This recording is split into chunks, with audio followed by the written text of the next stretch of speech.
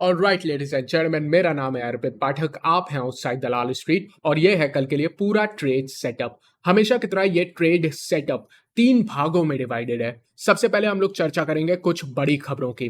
कल के सत्र में भी मैंने बताया था कि जैसे आप एक्सपायरी की तरफ बढ़ोगे 13, 14, 15 तारीख लगातार बड़ी खबरें आने वाली हैं अर्थव्यवस्था से रिलेटेड, भारत से रिलेटेड और यूएस से रिलेटेड। तो वो आपको काफी ज्यादा इन्फ्लुएंस करेंगे। इसकी चर्चा फिर से करेंगे। उसके बाद ट्रेड टेक अवे की चर्चा करेंगे। देखो, पिछले 7 दिन में लगातार ग्रीन कैंडल का फॉर्मेशन हो रहा था और एक ट्रेंड देखने को मिल रहा था। बाजार खुलता था मजबूत, हल्का सा नीचे आता था, आपको एंट्री के मौके देते थे और डे हाई पे क्लोज होता था। लेकिन आज बस बदलाव यह है कि पहले दोनों पार्ट हुए हैं, लेकिन आज डे हाई पे क्लोज नहीं हुआ है और आप लाइफ टाइम हाई पे बैठे हो। तो ट्रेड टेक अवे में हम लोग देखेंगे बाजार का स्ट्रक्चर क्या है, कैसे देखेंगे। निफ्टी बैंक निफ्टी की टेक्निकल देखेंगे, ऑप्शन चेन देखेंगे और उसके बेसिस पे समरी बनाएंगे ताकि आपको बाजार की एक स्ट्रक्चर का बिना बहुत गहराई में जाए अंदेशा हो जाए।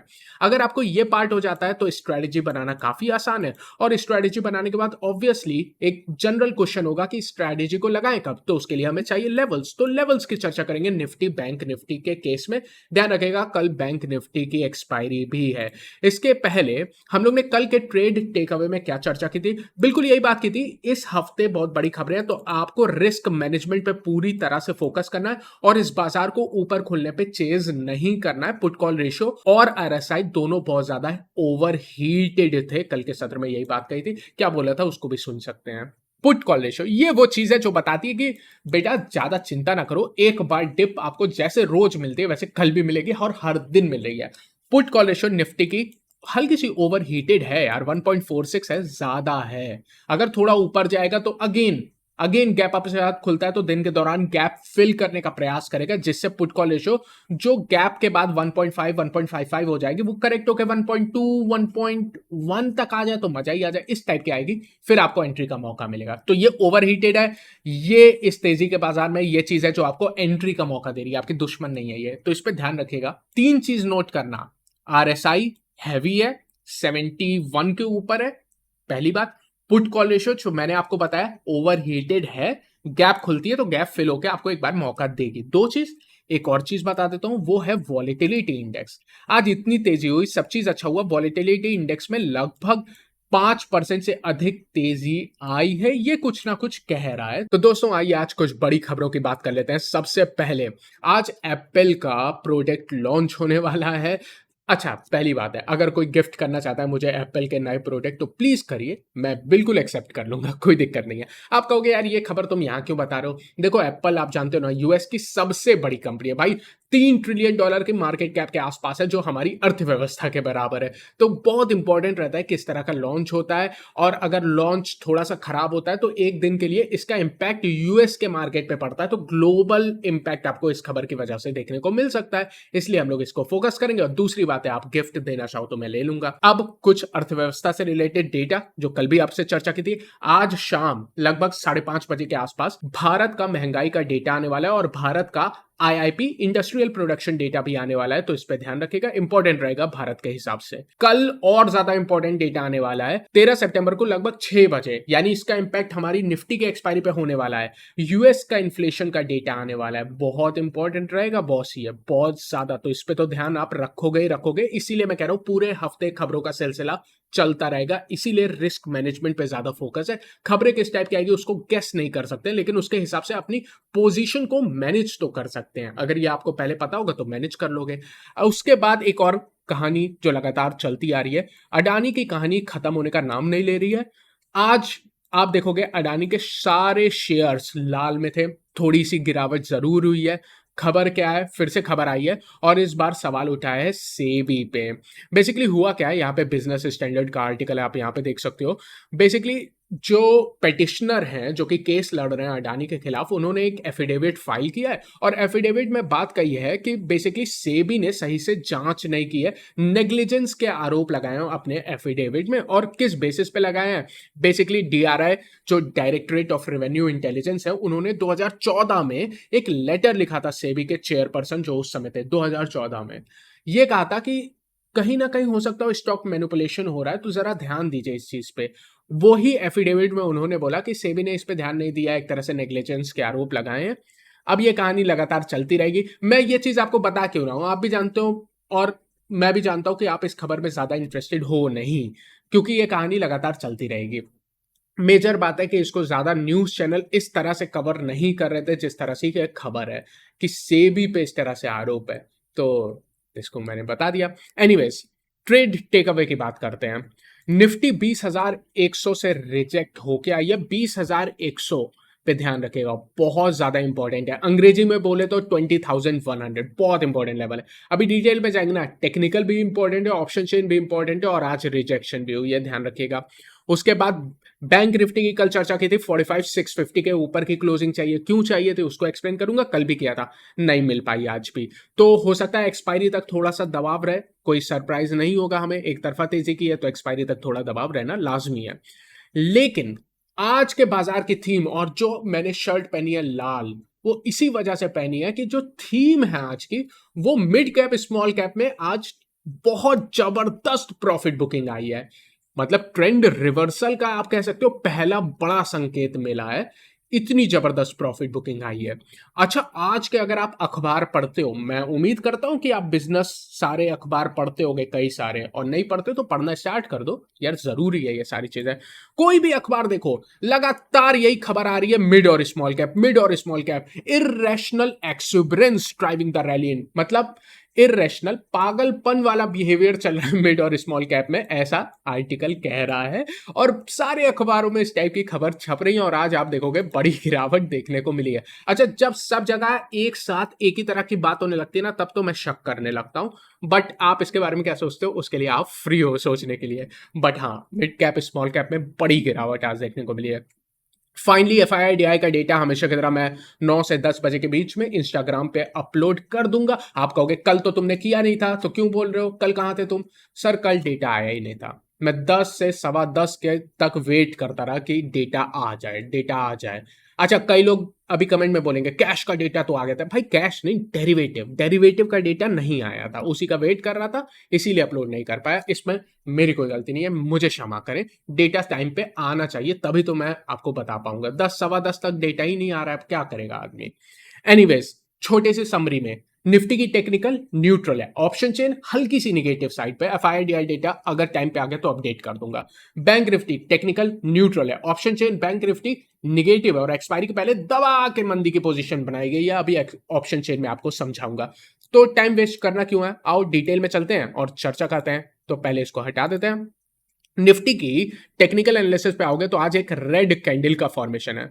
ऐसा कोई ट्रेंड रिवर्सल कैंडल नहीं है, ये ध्यान देना, ये कोई ट्रेंड रिवर्सल कैंडल नहीं है, ये normal red candle, normal bearish candle है, ठीक है। और उसके बाद इसके वॉल्यूम देखोगे तो हाँ, ये बात है कि अच्छे वॉल्यूम पे हुई है। इंटरेस्टिंग बात क्या है कि इसने कहां की टॉप बनाई है, 20,100 से इसने रिवर्सल लिया है या रिजेक्शन लिया है, इस तरह से कह लो। अच्छा, 20,100 की इंपॉर्टेंस क्या है, आज मैंने अपने टेक्निकल एनालिसिस में चैनल को थोड़ी एडजस्ट किया है। आप देखोगे ये ब्लूइश चैनल जो आपको लगातार देखने को मिलता है मेरे एनालिसिस में, इसको थोड़ा सा एडजस्ट किया है मैंने। बेसिकली किया क्या है, ये जो रीसेंट दो लोज थे ना, उसको कनेक्ट किया और रीसेंट दो हाई थे उनको कनेक्ट करके एक पैरेलल चैनल बनाई है। उस चैनल की मिड एग्जिस्ट करती है 20,100 पे, जो कि ऑब्वियसली एक तरह से नीचे के साइड से आओगे तो रेजिस्टेंस जैसे काम करेगी। तो ये एक रेजिस्टेंस है और वहां पे रेजिस्टेंस ले रही है। तो टेक्निकल के हिसाब से 20,100 के आसपास एक रेजिस्टेंस है और 20,000 on a closing basis resistance तो है ही, क्योंकि प्रीवियस टॉप वहां पे है और आप उसके बिल्कुल पास आ रहे हो, लेकिन उसके ऊपर डिसाइसिवली क्लोज नहीं दे पा रहे हो। तो ध्यान रखिएगा, टेक्निकल के हिसाब से रेजिस्टेंस आ गई। अब इसको नोट करके रखना, फिर मैं जब ऑप्शन चेन पे आऊंगा तो इसकी और इंपॉर्टेंस आपको बताऊंगा। इंडिकेटर्स देखने वालों, आप जानते हो मोमेंटम इंडिकेटर की कल चर्चा की थी, ओवरहीटेड है। आरएसआई अभी भी देखोगे तो 71 के ऊपर है, तो हल्का सा ओवरहीटेड है, लेकिन पुट कॉल रेशियो थोड़ी सी करेक्ट होके आई है, जो कल ऐसा नहीं था, तो वो मेरे लिए ज्यादा इंपॉर्टेंट है। अभी ऑप्शन चेन में चल के आपको एक्सप्लेन कर देता हूं। निफ्टी के ऑप्शन चेन में आओ। अच्छा, सबसे पहले सपोर्ट की बात कर लेते हैं। ऑप्शन चेन में सबसे पहले सपोर्ट है कहां पे, 19,900 पे S1 है, इंपॉर्टेंट सपोर्ट है। इंपॉर्टेंट क्यों कह रहा हूं, ऑप्शन के चेन के हिसाब से हाईएस्ट कॉन्ट्रैक्ट यहीं पे है, कितने, 84 लाख कॉन्ट्रैक्ट। आप कहोगे अच्छा, अच्छी बात है यार, बड़ा पास है, लेकिन क्योंकि आप एक्सपायरी के पास हो और अगर ग्लोबल खराब हो जाती है तो ये ब्रेक हो जाएगा। आप कहोगे क्यों ब्रेक हो जाएगा, यहाँ तो हाईएस्ट कॉन्ट्रैक्ट है। रीजन है कि यार जुड़े कितने हैं भाई, 1000 6000 के आसपास कॉन्ट्रैक्ट जुड़े हैं यहाँ पे। अगर बुल्स इतने कॉन्फिडेंट थे लाइफ टाइम हाई पे तो यहाँ पे एडिशन होने चाहिए तो, और आप उससे 100 पॉइंट ऊपर हो और नहीं हुए एडिशन। हाँ आप कहोगे 20,000 पे तो हुए हैं एडिशन, लेकिन फिर भी यहाँ पे भी होने चाहिए थे, नहीं हुए, कुछ बढ़ के नहीं आया। और आज आप देखोगे हाईएस्ट एडिशन 19,600 पे हुई है। तो यार ये बुल्स का क्या है भाई, 7 दिन से लगातार बढ़ रहे हैं, तब ठीक है। एक बार हल्की फुल्की 100 पॉइंट की गिरावट आ गई गैप अप के बाद, बुल्स का कॉन्फिडेंस हिल जाता है। और जितना उनका कॉन्फिडेंस हिलता है उतना ही ज्यादा बेयर्स का कॉन्फिडेंस बढ़ जाता है। अब आप एक चीज समझो, 20,100 सबसे पहली रेजिस्टेंस, सबसे बड़ी रेजिस्टेंस यही कहूंगा, स्टार लगा देता हूं। जब तक ये ना निकले अब तब तक आप नई तेजी या बहुत ज्यादा स्ट्रेंथ मत सोचना, ठीक है। अब आपका 20,100 बहुत इंपॉर्टेंट लेवल है, स्पेशली इस एक्सपायरी तक, यानी कब तक, थर्सडे तक। तो अगले 2 दिन इस पे ध्यान रखना भाई। 1,20,00,000 कॉन्ट्रैक्ट है, 40 लाख जुड़े, जबरदस्त मंदी की पोजीशन बनाई गई है यहां पर, ठीक है। मेरे हिसाब से सबसे इंपॉर्टेंट सपोर्ट जो निकल के आती है वो 19,700 से 19,800 है। ये मैं कहूंगा S2 है और यही मेरे हिसाब से सबसे इंपॉर्टेंट सपोर्ट है, तो यहां पे स्टार लगा देता हूं। अब मैं पुट कॉल रेशियो की बात करता हूं।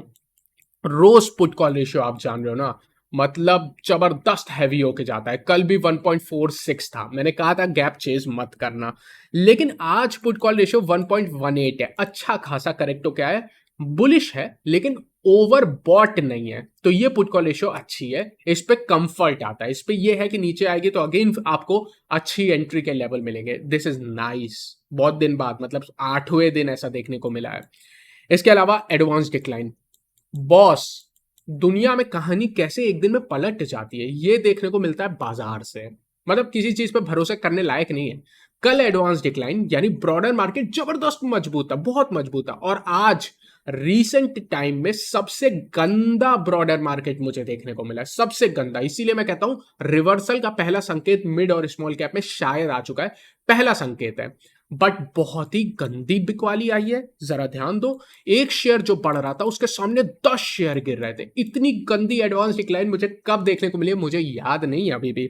निफ्टी 50 ठीक था, यानी जो बिकवाली आई है वो ब्रॉडर मार्केट में आई है। और सारी खबरें कहां छप रही हैं, अखबारों में लगातार खबरें छप रही है, पागलपन चल रहा है मिड कैप स्मॉल कैप में, पागलपन चल रहा है। उनको बड़े प्लेयर्स को लगता है पच नहीं रहा है। मैं इसके बारे में कुछ कहूंगा नहीं ना, मेरा कोई निवेश है, पहले सुन लेना, मेरा कोई निवेश नहीं है मिड स्मॉल कैप में। मैं बढ़िया म्यूचुअल फंड में इन्वेस्ट करता हूं, तो मुझे इससे कोई फर्क नहीं पड़ता। और भी मैं स्टॉक्स में जा भी नहीं रहा हूं, इंडेक्स ट्रेडिंग जरूर करता हूं। लेकिन ध्यान दो यार, लगातार खबरें छप रही है और आज बड़ी गिरावट जरूर आई है। निफ्टी 50 में 19 शेयर ऊपर थे और 31 शेयर नीचे थे, तो निफ्टी 50 में तो ऐसा कोई ट्रबल नहीं है। वॉलिटिलिटी इंडेक्स की कल भी चर्चा की थी, मैंने बोला था कल समस्या आएगी 3 वजह से। एक तो हाई पुट कॉल रेशियो सबसे इंपॉर्टेंट, फिर हाई RSI अगर आप टेक्निकल देखते हो, और वॉलिटिलिटी इंडेक्स में एक्सपायरी और बड़ी खबरों के पहले जंप आया। आज भी 3% जंप देखने को मिला है। अच्छा, आज बैंक निफ्टी पे जाने से पहले एक बार मैं आपको थोड़ा सा मिड और स्मॉल कैप इंडेक्स दिखा देता हूं ओपन करके। मतलब जबरदस्त, आप देखो क्या बेयरिश मारूबोजो बनी है, ये मिड कैप है और एक बेरिश एनगल्फिंग बन रही है, तो ये एक रिवर्सल का संकेत आ सकती है। बहुत मुश्किल होगा कि अब आप फिर से उतनी तेजी कर लो, ये झटका पचाना मुश्किल हो जाएगा मेरे हिसाब से, और स्पेशली जब रिटेलर्स यहाँ पे इन्वेस्टेड है। स्मॉल कैप में देखो 4% की एक तरफा गिरावट है, जबरदस्त बेरिश मारूबोजो बेरिश एनगल्फिंग के साथ फॉर्म हो रही है। तो टाइम लगेगा यार ब्रॉडर मार्केट को रिकवरी देने में। एज अ ट्रेडर क्या हमें ज्यादा समस्या है? नहीं, हमें ज्यादा समस्या नहीं है। इनफैक्ट हो सकता है कि यह पैसा मिड स्मॉल कैप से निकल के लार्ज कैप की तरफ आए, और इंडेक्स को कौन खींचता है? लार्ज कैप खींचता है। तो इसका बहुत बुरा इंपैक्ट लार्ज कैप पे पड़ेगा या इंडेक्स पे पड़ेगा ऐसा नहीं कह सकते हैं, बट हाँ ब्रॉडर मार्केट बढ़ता है तो रिटेलर्स की कमाई होती है, वो बात जरूर है। आइए बैंक निफ्टी पे आते हैं। बैंक निफ्टी पे देखोगे तो आज एक रेड कैंडल बनी है, अगेन ट्रेंड रिवर्सल, जैसे निफ्टी में नहीं है वैसे यहां पे भी नहीं है, नॉर्मल कैंडल है। ऊपर बहुत गैप के साथ खुले, इंपॉर्टेंट रेजिस्टेंस पे थे, इतना गैप खोलोगे तो गैप फिल होगा, स्पेशली जब आप पुट कॉल रेशियो पे ओवर बॉट साइड पे थे। ये भी बैंक निफ्टी भी निफ्टी से ज्यादा पीछे थोड़ी थे, 1.35 पुट कॉल रेशियो लेके जा रहे थे, हाई था, तो गैप फिल का प्रोसीजर किया है। उसके बाद आप देख सकते हो इसने भी वॉल्यूम ठीक ठाक थे। कल मैंने आपको बताया था कि यार सब ठीक है, कल के अगर आप लेवल देखो बैंक निफ्टी के ऊपर 45,800 से 46,000 की रेजिस्टेंस थी, वो तो वहां तक पहुंचा ही, लेकिन क्लोजिंग बेसिस पे क्या बोल रही थी, क्लोजिंग बेसिस पे बोला था 45,650। अच्छा, क्यों बोला था ये कल एक्सप्लेन किया था, आज थोड़ा सा एक्सप्लेन करता हूं। बेसिकली मैंने बोला था कि अगर आप बैंक निफ्टी में जूम आउट करोगे, रीसेंट जो भी टॉप बन रही है ना, सारे टॉप को जोड़ोगे और लंबे अंतराल में जोड़ोगे तो आपकी एक ट्रेंड लाइन बनती है। वो ट्रेंड लाइन आपको इस रेड लाइन से देखने को मिल रही है, उसका लेवल 45,650 था। मैंने बोला था अगर इसके ऊपर क्लोज दे देता है तो बैंक निफ्टी में और मजबूती आ जाएगी। वो क्लोज आज नहीं मिली है, इसका मतलब ये नहीं है कि बहुत कमजोर है, लेकिन मिल जाता तो ज्यादा मजा आ जाता। बैंक निफ्टी के शॉर्टर टाइम फ्रेम पे चलते हैं, और कल बैंक निफ्टी की एक्सपायरी भी है। 15 मिनट के टाइम फ्रेम पे चलोगे तो अगेन निफ्टी वाला ही एक्शन था, लेकिन एक्शन बैंक निफ्टी में आपका ऑप्शन चेन में है और दबा के मंदी के गई है भाई। मंदी वालों ना, मंदी वालों की एक बात तो आपको माननी पड़ेगी, आप उनको 10 दिन मारोगे, 10 दिन मारोगे, लेकिन 11वें दिन उनको आप थोड़ा सा जीत दे दोगे तो एकदम छाती चौड़ी होके कॉन्फिडेंस में आ जाते हैं।